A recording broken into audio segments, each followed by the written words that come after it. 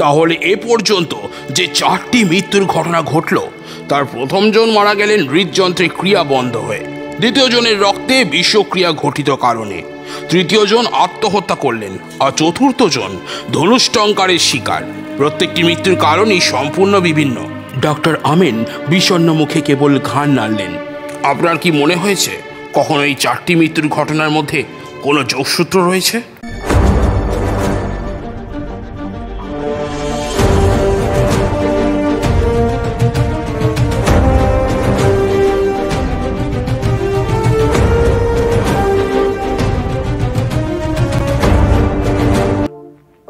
ধূমপান এবং মদ্যপান স্বাস্থ্যের পক্ষে ক্ষতিকারক। কুসংস্কার এবং অন্ধবিশ্বাসকে গল্প অ্যান্ড কোং চ্যানেল কখনোই সমর্থন করে না। নমস্কার, আমি লোকনাথ। গল্প অ্যান্ড কোং চ্যানেলে আপনাদেরকে স্বাগত। বিভিন্ন স্বাদের গল্প প্রবন্ধ শুনতে আমাদের চ্যানেলটিকে ফলো করুন এবং সাবস্ক্রাইব করে পাশে থাকুন। অবশ্যই প্রেস করুন আমাদের চ্যানেলের বেল আইকনটি। শুরু হচ্ছে আজকের গল্প, দ্য আগাথা ক্রিস্টির কাহিনী, মিশরীয় সমাধি অভিযান। যে কটা রোমাঞ্চকর অভিযানে পোয়ারোর সঙ্গে আমি অংশগ্রহণ করেছি, মিশরীয় মমি রহস্য তার মধ্যে একটি। 8ম শতাব্দীতে মিশরের সম্রাট মেনহাররার শবাগার আবিষ্কারের পর একের পর এক মৃত্যুর ঘটনাকে সকলে অশুভ আত্মার অভিশাপ বলেই ধারণা করেছিল। পোয়ারোর অসাধারণ সত্যানুসন্ধানী অনুসন্ধান সেই ধারণাকে নস্যাৎ করে দিয়েছিল। সেই চমকপ্রদ কাহিনীটি এবারে বলবো। প্রাচীন মিশরের বিখ্যাত সম্রাট ছিলেন তুতেনখামেন। তার সমাধি মন্দির আবিষ্কারের পর স্বাভাবিকভাবেই এ বিষয়ে উৎসাহিত হয়ে ওঠেন অনেক প্রত্নবিদ গবেষক। নিউ ইয়র্কের বিশ্ববিখ্যাত পুরাতত্ত্ববিদ স্যার জন উইলার্ড এবং মিস্টার ব্লেবনারও অনুপ্রাণিতদের মধ্যে অন্যতম। তারা একযোগে মরুভূমি অঞ্চলে প্রাচীন মমির অনুসন্ধানে প্রবৃত্ত হন। এই দুই প্রত্নসন্ধানী চেষ্টায় অনতিকাল মধ্যেই কায়রোর অনতি দূরে সম্রাট ঘিজের সমাধি মন্দিরে সন্নিকটে সম্রাট মেনহেররার সমাধি মন্দির আবিষ্কৃত হল। সম্রাট তুতেনখামেনের শবাগার আবিষ্কারক লর্ড কার্নারভানের ন্যায় ডক্টর উইলার্ড এবং মিস্টার ব্লেবনারও রাতারাতি বিখ্যাত হয়ে উঠলেন। ইতিহাসের সাক্ষ্য থেকে জানা যায়, 8ম শতাব্দীতে সম্রাট মেনহেররার সময়কালে মিশরের সমাজ ব্যবস্থায় অবক্ষয় কায়েমি হয়ে বসেছে। সমাজ মানুষ বিধ্বস্ত। এতকাল সেই যুগের ইতিহাস সম্বন্ধে কোনো কিছুই জানা যায় না। সেই পথ খোলা হওয়ার এই আবিষ্কার ঐতিহাসিক দিক থেকে খুব গুরুত্বপূর্ণ ছিল। এই অভিযানের বিস্তারিত বিবরণও একই কারণে খুব ফলাও করে ছাপা হতে লাগলো। মেনহেররার সমাধি মন্দির আবিষ্কারের দিন কয়েকের মধ্যেই স্যার জন উইলার্ড আকস্মিকভাবে প্রাণ হারালেন। ডাক্তাররা পরীক্ষা করে রায় দিলেন করোনারি অ্যাটাক। করিতকর্মা সাংবাদিকরা কিন্তু এই ঘটনাকে তাদের চিত্তাকর্ষক গল্পের খোরাক করে তুলতে যথেষ্ট তৎপরতার পরিচয় দিল। মিশরের অনেক প্রাচীন মমির সঙ্গে দীর্ঘকাল থেকে যে সকল কিংবদন্তি ইতিহাসের পাতায় সীমাবদ্ধ ছিল, সেই সব কাগজে কাগজে প্রকাশিত হতে লাগল। উইলারের মৃত্যুর পরে 15 দিনও অতিক্রান্ত হল না। তার মধ্যেই মিস্টার ব্লেবনারও তার সহ গবেষককে অনুসরণ করলেন। এবারে ডাক্তারের রিপোর্ট থেকে জানা গেল কোনো কারণে রক্ত বিষাক্ত হয়েই মৃত্যুর ঘটনা ঘটেছে। নবতম এই আবিষ্কারকে কেন্দ্র করে যেন এক ধারাবাহিক মহোৎসব শুরু হয়ে গেল। সপ্তাহখানেক পরেই মিস্টার ব্লেবনারের এক ভাইপো নিউ ইয়র্কে নিজের বাসভবনে কপালে গুলি করে আত্মহত্যা করেন। দিন দুপুরে ঘটল এই মর্মান্তিক ঘটনা। সাংবাদিকদের কলম এবারে আরও বেপরোয়া হয়ে উঠল। পাঠক আকর্ষণই তাদের পেশাগত সাফল্যে নির্ণায়ক। তাদের সজাগ ও তৎপরতায় যেসব কুসংস্কার এতকাল ধামাচাপা ছিল, সেসব মাথা চাড়া দিয়ে উঠল। প্রাচীন মিশরের সম্রাটদের রক্তলোলুপ বিদেহী আত্মার জনশ্রুতিগুলি সাধারণের মধ্যে আলোড়ন তুলল। এমনই পরিস্থিতির মধ্যে একদিন পোয়ারো স্যার জন উইলারের বিধবা পত্নীর কাছ থেকে একটি পত্র পেল। পোয়ারো যেন তার সুবিধা মতো সময়ে তার সঙ্গে একবার দেখা করে, এই মর্মে তিনি অনুরোধ জানিয়েছেন। শ্রীমতী উইলার্ড সেই সময়ে কেপসিংটন স্কোয়ারে তার নিজের বাসভবনে বাস করছেন। যথানিয়মে পোয়ারোর সঙ্গে গিয়ে একদিন তার সঙ্গে দেখা করলাম। স্বামীর অকাল মৃত্যু শোক তখনও কাটিয়ে উঠতে পারেননি মিস্টার শ্রীমতী উইলার্ড। সর্বাঙ্গে শোকের পোশাক পরেই তিনি আমাদের সঙ্গে দেখা করলেন। প্রাথমিক সৌজন্য বিনিময় ও পরিচয় পর্ব সমাপ্ত হলে পোয়ারো তাকে বিনীত কণ্ঠে জানালো, নিশ্চয়ই কোনো জরুরি পরামর্শের জন্যই আমার তলব পড়েছে। আপনার কোনো প্রয়োজনে লাগতে পারলে নিজেকে ধন্য মনে করব।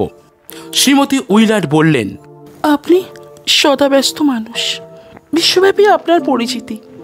আপনার মূল্যবান সময় নষ্ট করবার জন্য সংকোচ বোধ হচ্ছে, কিন্তু মসিয়ে পোয়ারো, আপনার দৃষ্টিভঙ্গির স্বকীয় মৌলিক তত্ত্বের প্রতি আমি শ্রদ্ধাশীল।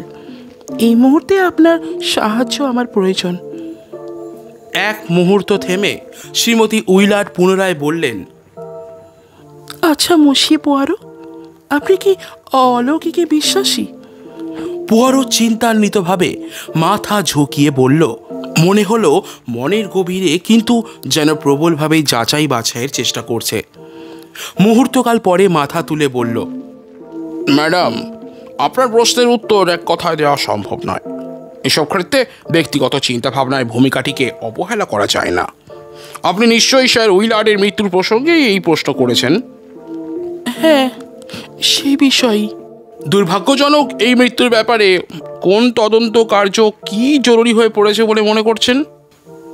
বর্তমান সময়ে বিভিন্ন পত্রপত্রিকায় এই প্রসঙ্গে যেসব কাহিনী প্রকাশিত হচ্ছে তাকে কেন্দ্র করে আমার মন জিজ্ঞাসু হয়ে উঠেছে। এইসব কিংবদন্তির সঙ্গে প্রকৃত সত্যের সম্পর্ক কতটা, তাই আমার জিজ্ঞাসা। সেসব জনশ্রুতিকে আমরা এতকাল কুসংস্কার বলে মনে করে এসেছি, বাস্তব ঘটনাবলী কিন্তু আমাদের এই ধারণার বিপরীত কথাই বলছে। পরপর 3টে মৃত্যুকে সামগ্রিক দৃষ্টিকোণ থেকে বিচার করলে আপনিও নিশ্চয়ই আমার সঙ্গে একমত হবেন। এই মৃত্যুর ঘটনাগুলোর মধ্যে যে একটা অন্তর্নিহিত ঐক্য বর্তমান, তা আপনিও অস্বীকার করতে পারবেন না। সম্রাট মেনহাররার সমাধি মন্দির আবিষ্কার হয়েছে মাসখানেক আগে। এই সময়সীমার মধ্যেই পরপর 3টে মৃত্যুর ঘটনা ঘটল, আর মৃত ব্যক্তিদের প্রত্যেকেই কোনো না কোনোভাবে এই আবিষ্কারের সঙ্গে জড়িত। এই যোগাযোগ কি কাকতালীয়, না যথার্থই অতীতে ক্রূর অভিশাপ? সেই সুদূর অতীত থেকে চলেছে এই জের। আধুনিক বিজ্ঞানও এর কোনো যুক্তিগত ব্যাখ্যা দিতে পারে না। মসিয়ে পোয়ারো, ঘটনাটাকে তো আমরা কিছুতেই অস্বীকার করতে পারি না। 3টে মৃত্যুর পরপর ঘটে গেল। বুঝতে পারছি না, জানি না এখনই এর পরিসমাপ্তি ঘটল কিনা। ম্যাডাম, আপনি কার জন্য এত উতলা হয়েছেন?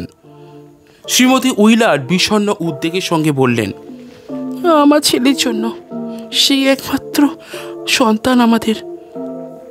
সে অক্সফোর্ড থেকে সবে যখন পাশ করে ফিরে এসেছে, ঠিক সেই সময়ই আমার স্বামীর মৃত্যুর সংবাদ এলো। আমি নিজেও তখনও অসুস্থ। সেই গিয়ে তার পিতার মৃতদেহ নিয়ে এসেছে, কিন্তু তারপরেই আমার সমস্ত অনুরোধ উপরোধ এড়িয়ে মিশরে পাড়ি জমালো। ও দৃঢ় প্রতিজ্ঞা পিতার আরাধ্য কাজ সম্পূর্ণ করবে। ওর প্রিয় বিষয়ও পুরাতত্ত্ব। মসিয়ে পোয়ারো, আমার কথাটা নিতান্ত কুসংস্কারাচ্ছন্ন মানুষের মতোই হয়তো শোনাবে, তবু বলছি, আমি শঙ্কিত না হয়ে পারছি না। সম্রাট মেনহাররার অভিশপ্ত বিদেহী আত্মার এখনো যদি রক্ততৃষা পরিতৃপ্ত না হয়ে থাকে। আপনার আশঙ্কাকে আমিও অমূলক ভাবতে পারছি না ম্যাডাম। নিজেও অলৌকিকে বিশ্বাসী।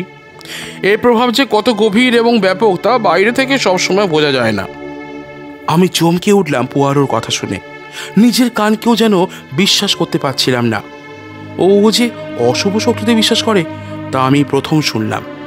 লক্ষ্য করলাম রীতিমতো সিরিয়াস তার মুখ ভাব। বেশ, এবারে বুঝতে পারলাম এই ধরনের বিপদ আপদ থেকে যাতে জুনিয়র উইলার্ডকে নিরাপদে রাখা যায় সেই বিষয়ে আমি সচেষ্ট থাকবো। আপনি নিশ্চিন্ত থাকুন। সাধারণ কোনো বিপদ নিয়ে আমি ভাবিত নই মসিয়ে পোয়ারো, কিন্তু কোনো অশুভ শক্তি। আমি যতদূর খবর রাখি, মধ্যযুগে এই সমস্ত অতিপ্রাকৃত শক্তিকে প্রতিহত করবার জন্য নানা রকম মন্ত্রতন্ত্র ও টুকটাকের প্রচলন ছিল। আমাদের সময়ের মানুষের তুলনায় তখনকার মানুষের জ্ঞান বুদ্ধি কিছুমাত্র ঘটেছিল একথা আমি মনে করি না। যাক, এবারে কাজের কথায় আসি। আমার কাজের জন্য কিছু সূত্রের প্রয়োজন, যাতে আমি তা ধরে অগ্রসর হতে পারি। আমি শুনেছি স্যার উইলার্ড প্রাচীন মিশরের লুপ্ত সভ্যতার গবেষণার কাজেই মগ্ন ছিলেন, তাই নয় কি? হ্যাঁ, মিশরই ছিল তার আগ্রহের একমাত্র বিষয়। প্রথম যৌবন থেকেই এ নিয়ে লেগেছিলেন। মিশরের ইতিহাস সম্বন্ধে তার জ্ঞানও ছিল প্রশ্নাতীত। কিন্তু মিস্টার ব্লেবনার, তিনি তো শুনেছি কোটিপতি মানুষ, কাগজে পড়েছিলাম। হ্যাঁ, তিনি ছিলেন খেয়ালি মানুষ, অগাধ সম্পদের অধিকারী। আমার স্বামীর কাছে শুনেই মিশর সম্পর্কে আগ্রহী হয়ে উঠেছিলেন। এই অভিযানের সমস্ত ব্যয়ভার তিনিই বহন করেছিলেন। তার ভাইপো, যিনি নিউ ইয়র্কে বাসভবনে আত্মহত্যা করেছিলেন, তিনিও কি বরাবর এই অভিযানের সঙ্গে ছিলেন? আমি ভদ্রলোকের সম্পর্কে মোটেই অবগত ছিলাম না। কাগজের সংবাদ থেকে প্রথম জানতে পারি মিস্টার ব্লেবনারের ভাইপোর কথা। মিস্টার ব্লেবনারের মুখে কিন্তু কোনোদিন তার কোনো আত্মীয় স্বজনের নাম শুনতে পাইনি। আমার ধারণা তাদের দুজনের মধ্যে বিশেষ সম্পর্ক ছিল না। এই অভিযানের সঙ্গে আর কে কে যুক্ত ছিলেন? হ্যাঁ, ডক্টর টন উইলি, ইনি ব্রিটিশ মিউজিয়ামের একজন কর্মী। নিউ ইয়র্ক মেট্রোপলিটন মিউজিয়ামের মিস্টার স্লেডার। এই বিষয়ে পূর্ব অভিজ্ঞতা থাকায় অভিযানের সঙ্গে যুক্ত হয়েছিলেন ডক্টর আমেন নামে এক ভদ্রলোক। আর দলের সেক্রেটারি হিসাবে সঙ্গে ছিলেন একজন আমেরিকান যুবা, তার নাম যতদূর মনে পড়ে হারপার। ছেলেটিকে আমি দেখেছি, খুব হাসি খুশি আমোদে। অভিযানের অল্প কিছুদিন আগেই তিনি মিস্টার ব্লেবনারের সেক্রেটারি পদে নিযুক্ত হয়েছিলেন। আমাদের পুরনো বিশ্বস্ত চাকর হাসানও গিয়েছিল সঙ্গে। হাসান মিশরেরই অধিবাসী। ধন্যবাদ ম্যাডাম, আপাতত আমার আর কিছু জানার নেই। বিদায় নেবার আগে আপনাকে আর একবার প্রতিশ্রুতি দিয়ে যাচ্ছি, আমি আমার সাধ্যমতো চেষ্টা করব। সব কিছু ছাপিয়ে পোয়ারোর অলৌকিক বিশ্বাসের ব্যাপারটা মাথায় গেঁথেছিল। ফেরার পথে প্রসঙ্গটা উত্থাপন করলাম। আমার কথার সুরে কিছুটা হালকা ভাবছিল হয়তো, কিন্তু পোয়ারো দেখলাম রীতিমতো সিরিয়াস। বলল, কোনো ব্যাপারই এমন হালকাভাবে নেওয়া ঠিক নয়। এই বিশ্বব্রহ্মাণ্ডের অপরিমেয় রহস্যের অতি নগণ্য অংশই মানুষ জানতে পেরেছে। হাবভাব থেকে বুঝতে পারলাম এই বিষয়ে ওর সঙ্গে কথা বলে বৃথাই সময় নষ্ট হবে। প্রসঙ্গ পাল্টে জানতে চাইলাম, কিভাবে কাজ শুরু করবে ভেবেছ? খুব বড় গলা করে তো শ্রীমতী উইলাটকে নিশ্চিত থাকতে বলে এলে। বাড়তি কথায় কান না দিয়ে পোয়ারো বলল, কোথা থেকে শুরু করা যায় সেটাই চিন্তা করছি আমিও। মনে হচ্ছে মিস্টার ব্লেবনারের ভাইপোর বিষয়ের আগে খোঁজ খবর নেওয়া দরকার। তাহলে তো নিউ ইয়র্কে যেতে হয়। তার দরকার হবে না, তার করেই সব ব্যবস্থা করে নেওয়া যাবে। খুব অল্প সময়েই প্রয়োজনীয় খবরাখবর সংগ্রহ করে ফেলল পোয়ারো। তার তারের জবাব থেকে জানা গেল ভাইপো ভদ্রলোকের নাম কপার্ট ব্লেবনার। আবাল্য উচ্ছৃঙ্খল প্রকৃতির, দক্ষিণ সমুদ্রীয় দ্বীপপুঞ্জে ব্যবসা বাণিজ্যের চেষ্টায় ছিলেন, কিন্তু আর্থিক অবস্থা ছিল খুবই অসচ্ছল। বছর কয়েক আগে নিউ ইয়র্কে ফিরে আসেন। নানা সূত্রে কিছু টাকা সংগ্রহ করে এক বন্ধুর কাছে রোজগারের ধান্দায় যাচ্ছেন বলে মিশর যাত্রা করেন, কিন্তু ব্যর্থ হয়ে কিছুদিন পরেই ফিরে আসেন। কাকার ওপর ছিল হাড়ে হাড়ে চটা। হাড় কঙ্কালের পেছনে কাকা জলের মতো টাকা খরচ করছে, অথচ ভাইপো না খেয়ে মরছে তার জন্য বিন্দুমাত্র দয়ামায়া নেই। এই ছিল তার প্রধান ক্ষোভ ও অসন্তোষ। রুপার্ট ব্লেবনার খুব অল্প সময় মিশরে ছিলেন। তার অবস্থানকালেই স্যার জন উইলার্ডের মৃত্যু ঘটে। নিউ ইয়র্কে ফিরে আসার পর পাওনাদাররা ছেঁকে ধরেছিল। দিশেহারা হয়ে সেই সময়ই আত্মহত্যার পথ বেছে নেন। মৃত্যুর পরে তার শিয়রে একটা চিঠি পাওয়া যায়। সেই চিঠির অসংলগ্ন ভাষা থেকে ধারণা করা হয় সেই সময় তার মানসিক ভারসাম্য ছিল না। নিজেকে তিনি নিজ বংশজাত অস্পৃশ্য কুষ্ঠরোগী বলে উল্লেখ করেছেন। এই কারণেই নাকি তার বেঁচে থাকা নিরর্থক মনে হয়েছিল।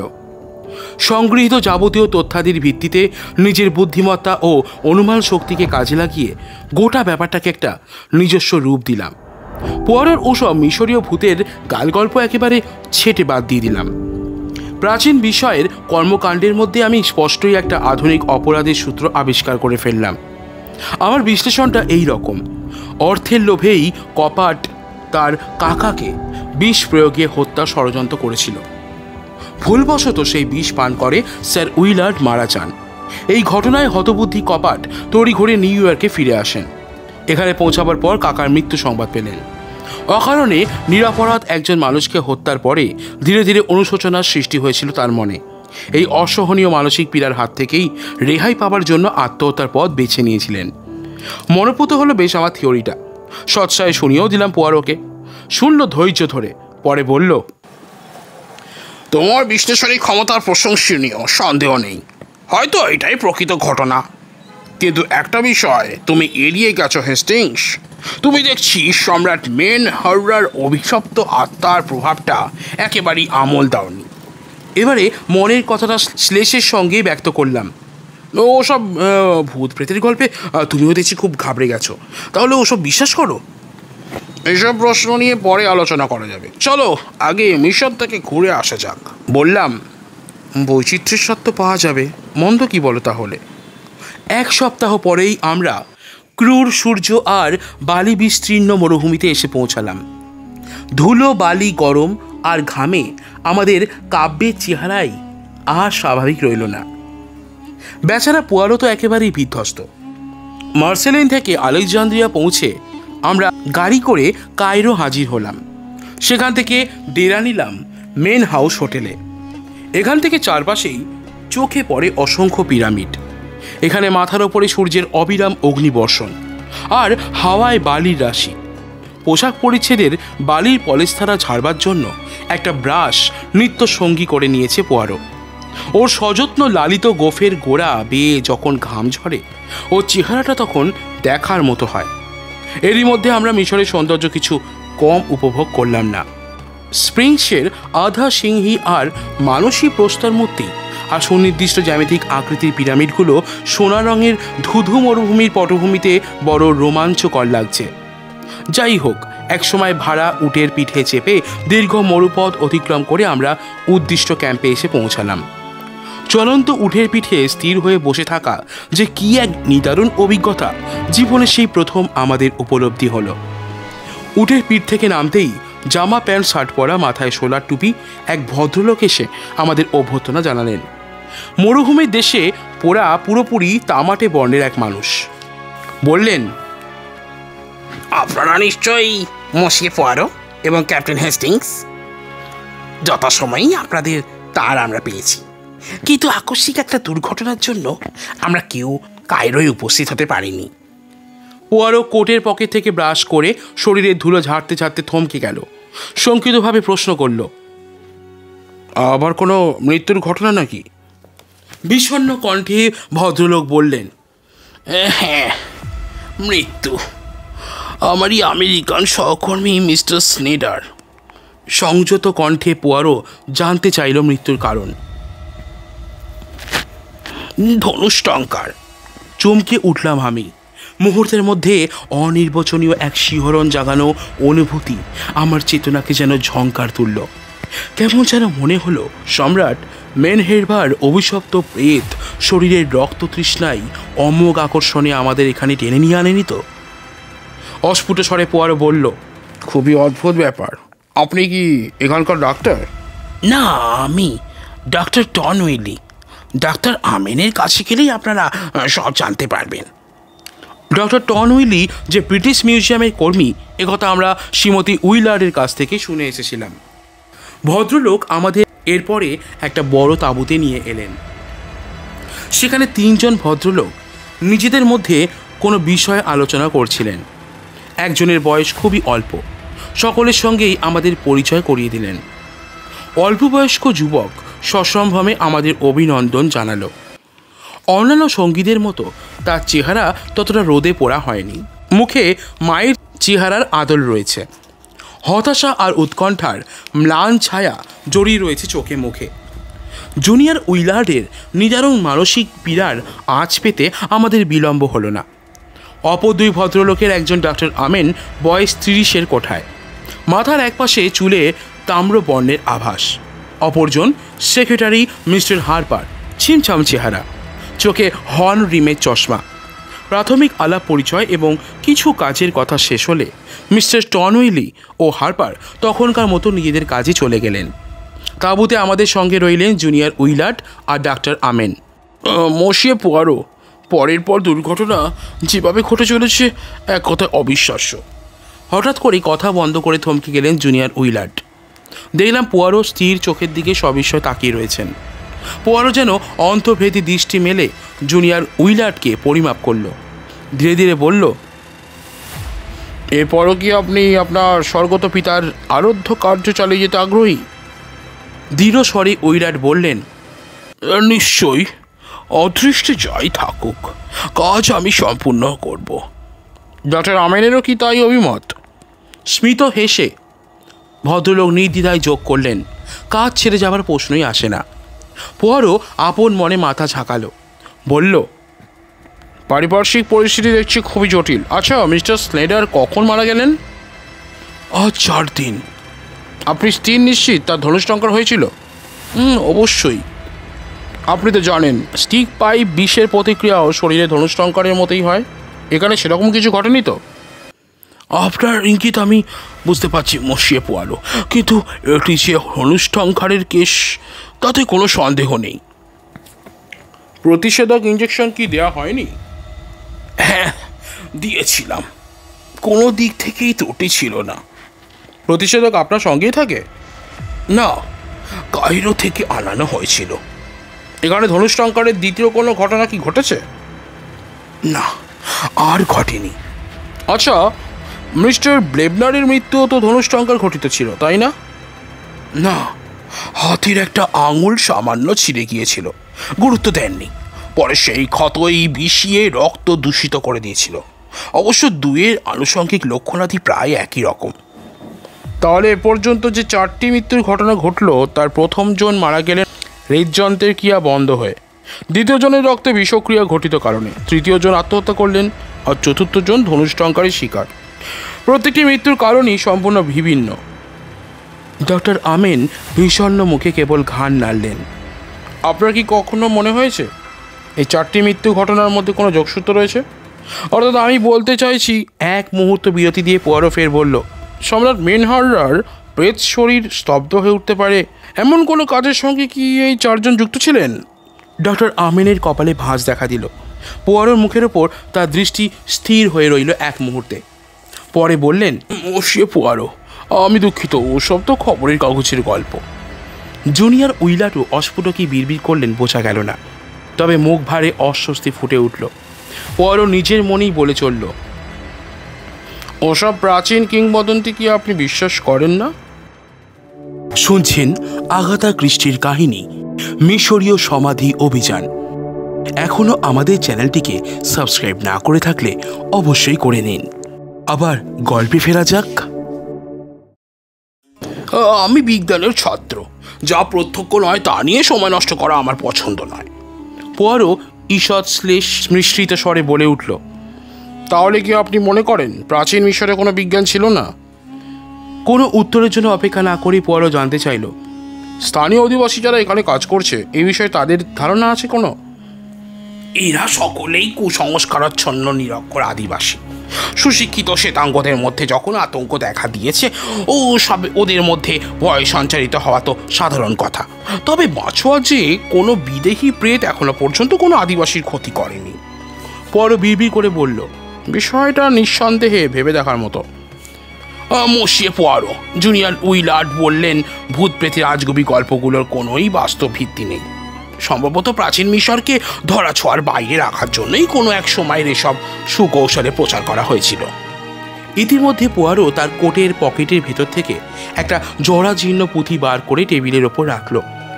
কৌতূহল দমন করতে না পেরে সামান্য ঘাড় ঝুঁকিয়ে দেখলাম পুঁথির পরের পাতায় লেখা রয়েছে, প্রাচীন মিশরের মন্ত্রতন্ত্র ও জাদুবিদ্যা। পোয়ারোর কোনো দিকেই নজর নেই। সে পুঁথিটা সযত্নে 2 হাতে তুলে ধরে গম্ভীর মুখে পাতা উল্টাতে উল্টাতে পর্দা ঠেলে তাঁবুর বাইরে বেরিয়ে গেল। ভদ্রলোককে ঠিক বুঝে উঠতে পারছি না। ডক্টর আমেন বিহল দৃষ্টিতে পোয়ারোর অপসৃয়মান মূর্তির দিকে তাকিয়ে অস্ফুটে উচ্চারণ করলেন। আমি বিব্রতভাবে কৈফিয়ত দেওয়ার চেষ্টা করলাম। মনে হচ্ছে প্রাচীন মিশরীয় পন্থায় ভূতপ্রেত তাড়াবার উপায় খুঁজছে। আমিও ধীরে ধীরে তাঁবুর বাইরে এসে দাঁড়ালাম। চোখে পড়ল স্বর্গত ব্লেবনারের প্রাইভেট সেক্রেটারি মিস্টার হারপারের সঙ্গে কথা বলছে পোয়ারো। এগিয়ে গেলাম। হারপার তখন বলছেন, এই অভিযানের সঙ্গে আমি যুক্ত হয়েছি মাত্র মাস কয়েক আগে। পোয়ারো জানতে চাইল, মিস্টার ব্লেবনারের ভাইপোর সম্পর্কে কিছু বলতে পারেন? হ্যাঁ, একদিন দুপুরে তিনি এসে উপস্থিত হন। রীতিমতো পুর খাওয়া চেহারা। ডক্টর আমিনের সঙ্গে তার আগে থেকেই পরিচয় ছিল, কিন্তু আমার সঙ্গে কোনো পরিচয় ছিল না। মিস্টার বেবনার কিন্তু ভাইপোকে দেখে রেগে গিয়ে চেঁচামেচি শুরু করে দিলেন। বললেন, তোমাকে এক পয়সাও আমি দেবো না। সেডারের সাথে বসে আমি আজই এমন ব্যবস্থা করে যাব যাতে আমার মৃত্যুর পরেও আমার সম্পত্তির কোনো অংশ তুমি পাবে না। সবই খরচ হবে ওই সব ঐতিহাসিক পরিকল্পনার কাছে। এমনই আরও অনেক উত্তপ্ত কথা তিনি বললেন। ভাইপো ভদ্রলোক হতাশ হয়ে পরের জাহাজেই কায়রো থেকে নিউ ইয়র্কে চলে যান। ভদ্রলোককে কি সেই সময় অসুস্থ বলে মনে হয়েছিল আপনার? ভাইপোর কথা বলছি। তেমন কিছু মনে হয়নি, তবে মনে পড়ছে কথা প্রসঙ্গে নিজের কি অসুখের উল্লেখ করেছিলেন যেন। আচ্ছা, মিস্টার ব্লেবনার কি কোনো উইল করে গিয়েছিলেন? যতদূর জানি কোনো উইল রেখে যাননি। মিস্টার হার্পার, আপনি কি এই অভিযানের সঙ্গেই থেকে যাচ্ছেন? একদম ইচ্ছে নেই। এদিককার ঝামেলাটা মিটিয়ে যত তাড়াতাড়ি সম্ভব আমি নিউ ইয়র্কে পাড়ি দেবো। মেন হেরার প্রেতাত্মার হাতে বেঘরে মরবার ইচ্ছে আমার একদম নেই। আমি জানি এখানে থাকলে ওই অশরীরই আমাকেও রেহাই দেবে না। পোয়ারোর মুখে রহস্যময় হাসি ফুটল। বলল, মেন হেডার রক্তলুলু ভাত কম দীর্ঘ নয় মিস্টার হার্পার। নিউ ইয়র্কে পালিয়েও মিস্টার ব্লেবনারের ভাইপো রেহাই পাননি। হার্পার কেমন হকচকিয়ে গেলেন, তার দৃষ্টিতে আতঙ্ক ফুটে উঠল। পোয়ারো আমাকে নিয়ে ওখান থেকে সরে এসে চলতে চলতে বলল, মানসিকভাবে ভদ্রলোক খুবই ভেঙে পড়েছেন। ভয় হচ্ছে ভারসাম্য না হারিয়ে ফেলেন। পোয়ারোর হাবভাব কথাবার্তা সব কিছুই যেন রহস্যময় মনে হচ্ছিল, তাই কোনো কথাই মুখে জোগালো না। এরপর ডক্টর টান উইলি ও জুনিয়র উইলার্ড আমাদের মূল সমাধি মন্দিরে নিয়ে গেলেন। এখান থেকে উদ্ধার করা মূল্যবান প্রত্নতব্যগুলো কায়রোতে আগেই পাঠিয়ে দেওয়া হয়েছিল। অনেক মূল্যবান দ্রব্য তখনও ছড়িয়ে ছিটিয়েছিল। সুদূর ৮ম শতাব্দীর কারুকার্য, মন্দির আসবাবপত্র দেখে বিস্মিত না হয়ে পারা যায় না। মন আপনা থেকেই অতীত মুখীন হয়ে পড়ে। এই পরিবেশে যথেষ্ট উজ্জ্বল ও স্বতঃস্ফূর্ত মনে হলো জুনিয়র উইলার্ডকে, কিন্তু তার চোখে ভাসমান অন্তর্নিহিত আতঙ্কে ম্লান ছায়া দৃষ্টি এড়ালো না। আমাদের জন্য একটি তাঁবু নির্দিষ্ট করা ছিল। এতক্ষণে আমরা সেখানে ফিরে এলাম। পোশাক বদলে নৈশভোজের জন্য তৈরি হতে হবে। মিনিট কয়েক পরেই পর্দা ছড়িয়ে তাঁবুতে ঢুকলো এক কালো রঙের পুরুষ, রীতিমতো দশাসই চেহারা। আরবীয় কায়দায় অভিবাদন জানালো। পোয়ারো চারিদিকে তাকিয়ে জিজ্ঞাসা করল, তুমি হাসান, স্যার জন উইলার্ডের দেখাশোনা করতে? আগে হুজুর, এখন জুনিয়র উইলার্ডের ভার নিয়েছি। পরক্ষণেই লোকটি দুপা এগিয়ে এসে খাটো গলায় বলল, শুনলাম আপনারা ভূতপ্রেত তাড়াবার মন্ত্র জানেন। তাই বলছি, ছোট সাহেব তো ওসব বিশ্বাস করেন না। আপনারা তাকে বুঝিয়ে বলুন এই জায়গাটা ভালো নয়, এখান থেকে ফিরে যাওয়াই মঙ্গল। কথা শেষ করেই দ্রুত পায়ে তাঁবু থেকে বেরিয়ে গেল হাসান। আমিও অনুভব করতে পারছি, বুঝলে হেস্টিংস, এখানকার বাতাস অশুভ সংকেত বয়ে বেড়াচ্ছে। নৈশ ভোজটা কোনো রকমে সারা হলো। প্রাচীন মিশরের ঐতিহাসিক উপাদান নিয়ে 2-4টে কথা হলো কেবল ডক্টর টন উইলির সঙ্গে। অন্য সকলকে দেখলাম কেমন একটা মন মরা ভাব, কথাবার্তায় তেমন উৎসাহ নেই। ভোজন পর্ব চুকলে নিজেদের তাঁবুতে ফেরার উদ্যোগ করছি, এমন সময় জুনিয়র উইলার্ড একদিকে আঙুল তুলে পোয়ারো দৃষ্টি আকর্ষণ করল। বাইরে আবছা চাঁদের আলো, তার মধ্যে তাকিয়ে দেখলাম একটা অস্পষ্ট ছায়ামূর্তি ক্যাম্পের তাঁবুর সারি পার হয়ে চকিতে অদৃশ্য হয়ে গেল। ক্ষণিকের দেখাতেই মনে হলো ছায়ামূর্তির মাথাটা কুকুরের মতো। এই ধরনের আঁকা মূর্তি সমাধি মন্দিরের গায়ে কয়েকটা আগে দেখেছি। পলকের মধ্যে সমস্ত শরীর যেন হিম হয়ে এলো। স্ত্রীর দৃষ্টিতে বাইরের দিকে তাকিয়ে পরও আপন মনে ভিড় করল, কুকুর, মানুষ অ্যানিবেল, প্রেতলোকের দেবতা। চোখ বুজে নীরবে ও বুকের ওপরে ক্রস আঁকল। ব্যাপারটা লক্ষ্য করলেন ডক্টর টন উইলি। ক্রুদ্ধ কণ্ঠে তিনি বললেন, কেউ নিশ্চয়ই তামাশা করছে আমাদের সঙ্গে। জুনিয়র উইলার্ড শঙ্কিত কণ্ঠে বলল, মনে হলো রহস্যময় মূর্তিটা মিস্টার হার্পারের তাঁবুর দিকেই গেল। পোয়ারো বলল, না, গেল ডক্টর আমেনের তাঁবুর দিকে। ডক্টর আমেন এক মুহূর্ত পোয়ারোর দিকে তাকিয়ে রইলেন, পরে বললেন, ওসব তামাশা ছাড়া কিছু নয়, চলুন ব্যাটাকে ধরা যাক। বলতে বলতে ভদ্রলোক তাঁবু থেকে বেরিয়ে গেলেন। আমিও তাকে অনুসরণ করলাম, কিন্তু কিছুক্ষণ খোঁজাখুঁজি সার হলো। খানিক আগের দেখা ছায়ামূর্তির কোনো হদিশ পাওয়া গেল না। হতাশ হয়ে ফিরে এলাম তাঁবুতে। পোয়ারোর দিকে চোখ পড়তেই চমকে উঠলাম। এতক্ষণ এক অদ্ভুত কাণ্ড বাঁধিয়ে বসে আছে। দেখি হাঁটু গেড়ে বসে তাঁবুর চারপাশে বালির ওপরে বিচিত্র সব আঁকিবুকি কাটছে। কখনো আঁকছে 5 কোণ বিশিষ্ট তারকা, কখনো চতুর্ভুজ বা পঞ্চভুজ। সেই সঙ্গে চলেছে বীর বীর করে মন্ত্র পড়া। এসব যে অশুভ শক্তিকে প্রতিহত করার প্রাচীন প্রক্রিয়া তা বুঝতে কষ্ট হলো না। ডক্টর টন উইলি আমাকে এক পাশে টেনে নিয়ে গিয়ে উত্তেজিত কণ্ঠে বললেন, ও ভদ্রলোক, ওসব কি করছেন? কথাবার্তা শুনে মনে হয়েছিল পণ্ডিত ব্যক্তি, যুক্তিবুদ্ধির মানুষ, এখন দেখছি। ভদ্রলোককে কোনো রকমে শান্ত করে তাঁবুতে ফিরে এলাম। পর বিস্তৃত হাসি হেসে আহ্লাদের সঙ্গে বলল, আর ভয় নেই হেস্টিংস, সব আপদ দূরে ঠেকিয়ে দিলাম। নিশ্চিন্তে ঘুমোতে পারবো দুজনে। কি হলো, শেষবারের চাটা এখনো আসছে না কেন? বলতে বলতে ধুমায়িত চায়ের পেয়ালা হাতে নিয়ে হাসানের আবির্ভাব হলো। বেশ সুগন্ধি চা। পরও চা নিয়ে বসলো। আমার চায়ের প্রয়োজন নেই বলে হাসানকে বিদায় দিলাম। সারাদিনের ধকলে শরীর ক্লান্ত হয়ে এসেছিল, চোখ জুড়ে ঘুমের জাল। শয্যা নেবার আগে শেষবারের মতো বাইরের দিকে একবার দৃষ্টি ফেললাম। রাতের মরুভূমির সৌন্দর্যের তুলনা হয় না। দিগন্ত বিস্তৃত মরুভূমির বালি, মাথার ওপরে আকাশ চেয়ে আছে তারার ফুলকি।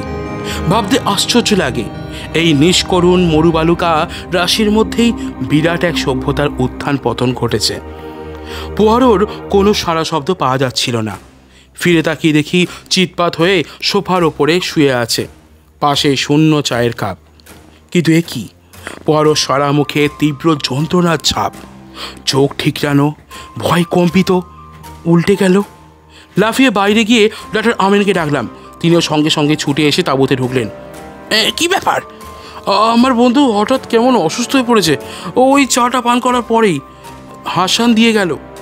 ডক্টর ব্যস্ত হয়ে পোয়ারোর দিকে এগিয়ে যেতেই ধীর শান্ত কণ্ঠ শোনা গেল, ওই চা অবশ্য আমি পান করিনি।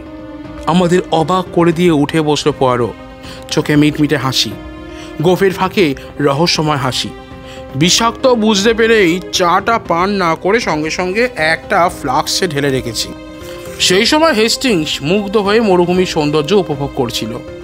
কাল সকালেই চাটা পরীক্ষার জন্য কেমিস্ট্রির কাছে পাঠাতে হবে। ডক্টর আমিন আচমকা ঝাঁপিয়ে পড়ার ভঙ্গিতে পোয়ারোর দিকে দুপা এগিয়ে গেলেন। পোয়ারোর মধ্যে কোনো ব্যস্ততা প্রকাশ পেল না। স্বভাবস্বরূপ শান্ত কণ্ঠে বলল, আপনি বুদ্ধিমান ব্যক্তি, ধস্তাধস্তি করে গন্ডগোল পাকিয়ে কোনো লাভ হবে না। হেস্টিংস যখন আপনাকে ডাকার জন্য বাইরে গিয়েছিল, সেই সুযোগে ফ্লাক্সটা আমি নিরাপদ জায়গায় চালান করে দিয়েছি। এটা পাওয়া যাবে না। আরে আরে, ও কি করছেন? হেস্টিংস, ধরো ভদ্রলোককে। পোয়ারোর উৎকণ্ঠা বুঝতে আমার ভুল হলো। ভদ্রলোককে আক্রমণোদ্যত মনে করে আটকাতে গেলাম। তিনি লাফিয়ে পেছনে সরে গিয়ে চকিতে পকেট থেকে সাদা ট্যাবলেট বার করে মুখে পুরে দিলেন। উগ্র অ্যাসিডের গন্ধ নাকে আঘাত করল। মুহূর্তের মধ্যে ডক্টর আমিনের দশাশয় শরীর কাটা গাছের মতো মাটিতে লুটিয়ে পড়ল। বিশদ ভারাক্রান্ত কণ্ঠে পোয়ারো বলে উঠল, মেন হার্ডার এই শেষ শিকার হেস্টিংস। এইভাবে নিজে হাতে জীবনের পরিসমাপ্তি না ঘটিয়ে উপায় ছিল না। 3-3টে খুন করেছেন ভদ্রলোক। আমার মুখে কথা জোগালো না। কোনো রকমে বলতে পারলাম, ডক্টর আমিন এইসব কাজ করেছেন? কিন্তু তুমি যে বললে অশুভ শক্তির রক্ত তৃষ্ণা। আমাকে ভুল বুঝেছ হেস্টিংস। আমি বোঝাতে চেয়েছিলাম মানুষের মনে অশুভ শক্তির ভয়াবহ প্রভাবের কথা। অলৌকিককে মানুষের আকর্ষণ সহজাত। দু একটা মৃত্যুর কারণ হিসাবে অলৌকিক প্রভাবের কথা রটিয়ে দিতে পারলে পরবর্তী খুনের ঘটনাকেও মানুষ অদৃশ্য শক্তির কাজ বলেই ভাবতে শুরু করবে। এই ধরনের অন্ধ কুসংস্কার সেই প্রাগৈতিহাসিক কাল থেকেই মানুষের মনে শিকড় গেড়ে আছে। গোড়া থেকে ঘটনাগুলোর দিকে দৃষ্টি ফেরাও। স্যার জন উইলারের মৃত্যু হলো আকস্মিকভাবে। এই খবরকে কেন্দ্র করে সম্রাট মেনহেডার অতৃপ্ত আত্মার অভিশাপের কথা নিয়ে কাগজের সন্দেহ সঞ্চারিত হলো। এই ঘটনায় ডক্টর আমিনের মনে ধনবান হবার অদম্য লোভ জাগিয়ে তুলল। আমি তন্ন করে খোঁজ নিয়েছি। স্যার জন উইলারের মৃত্যুতে লাভবান হবার মতো কেউ ছিলেন না। অবশ্য অগাধ ঐশ্বর্যের মালিক ডক্টর ব্রেভনারের কথা স্বতন্ত্র। তিনি ছিলেন অকৃততার। একমাত্র উত্তরাধিকারী বলতে ছিলেন ভাইপো। এই ভাইপোর মৃত্যুর বিবরণ জানিয়ে নিউ ইয়র্ক থেকে আমার কাছে যে টেলিগ্রাম পাঠানো হয়েছিল তার মধ্যে কয়েকটি বিষয় আমার দৃষ্টি আকর্ষণ করেছিল। এক এক করে বলছি, শোনো। প্রথমত, মিশরে যাবার কারণ হিসাবে ভদ্রলোক তার এক বন্ধুর উল্লেখ করেছিলেন। তার কাছ থেকে টাকা পাবার আশা ছিল তার।